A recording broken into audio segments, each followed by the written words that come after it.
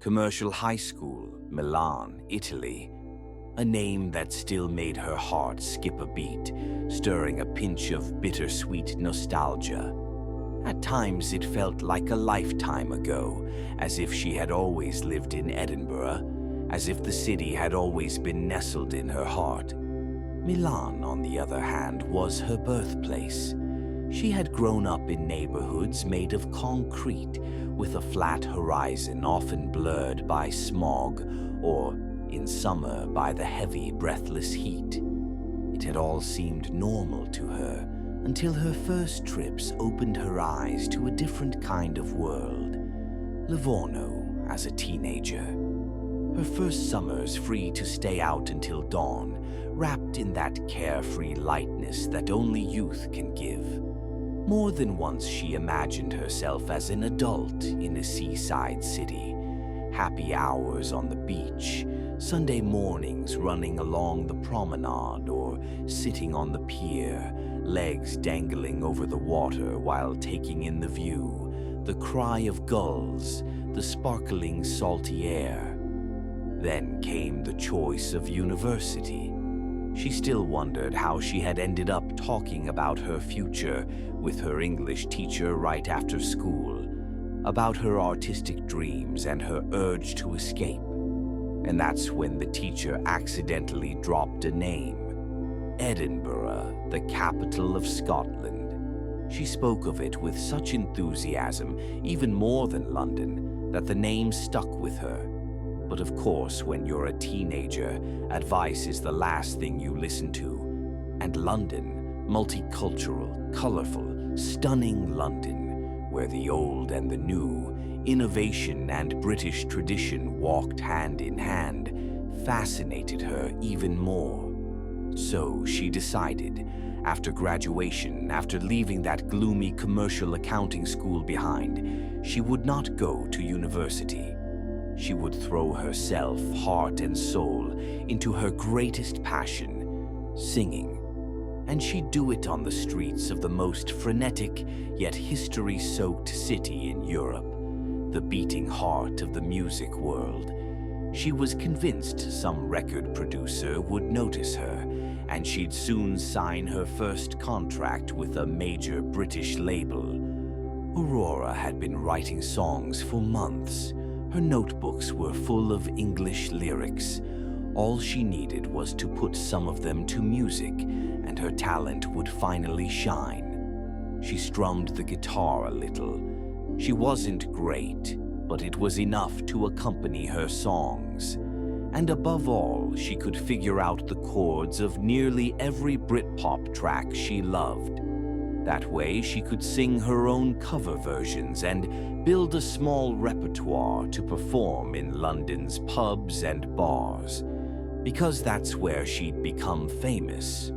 Or so she firmly believed.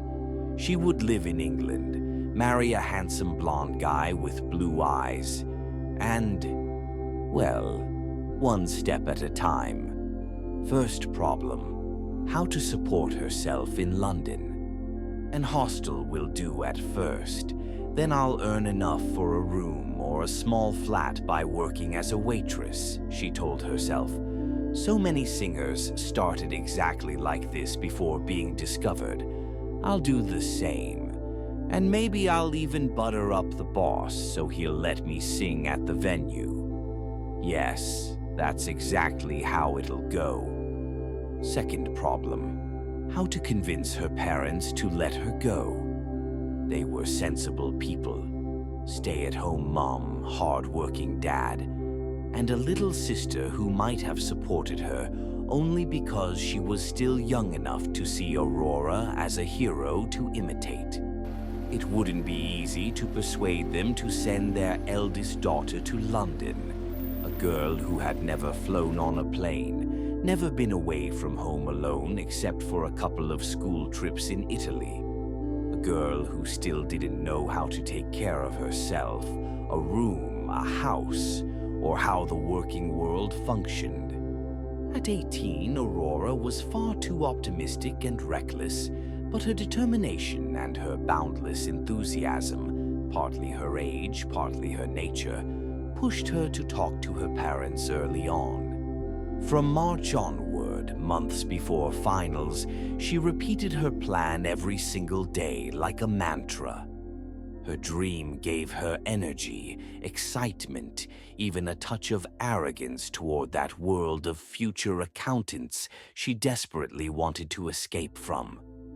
Dreaming helped her survive the weight of final exams, which felt like a boulder on her chest.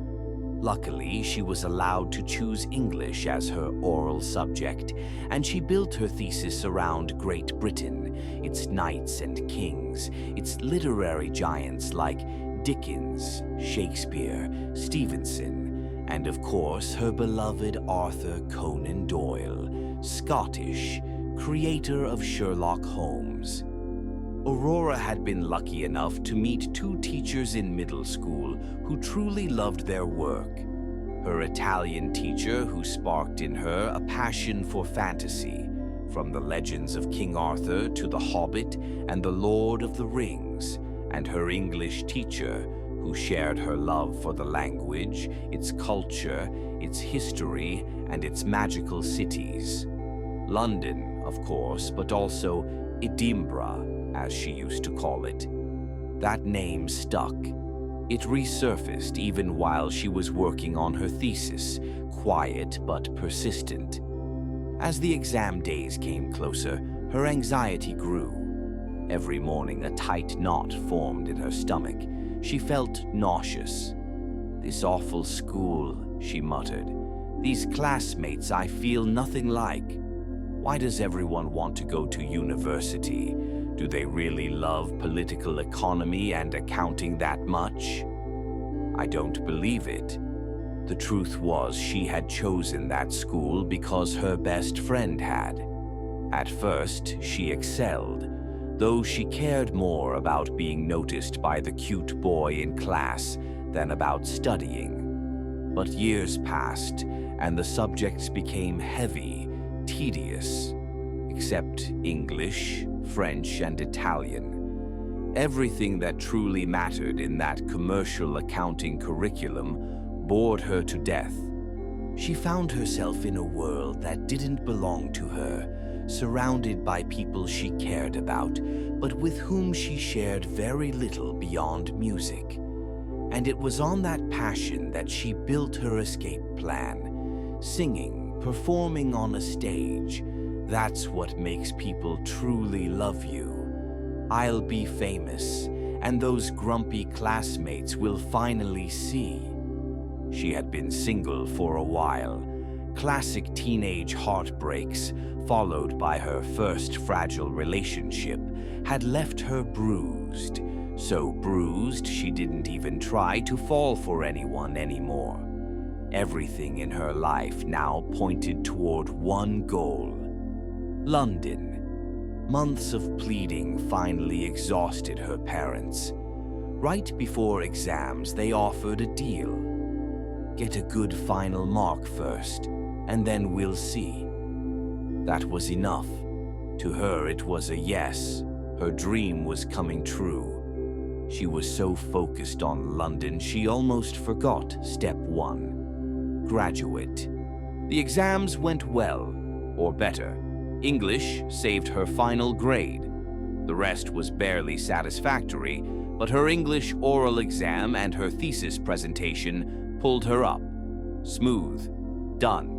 The last day, exhausted, she slept for hours, feeling like she'd been run over by a truck. Never again, she thought. Little did she know life had far bigger challenges in store. But she couldn't know that. Not now. Now she was going to London.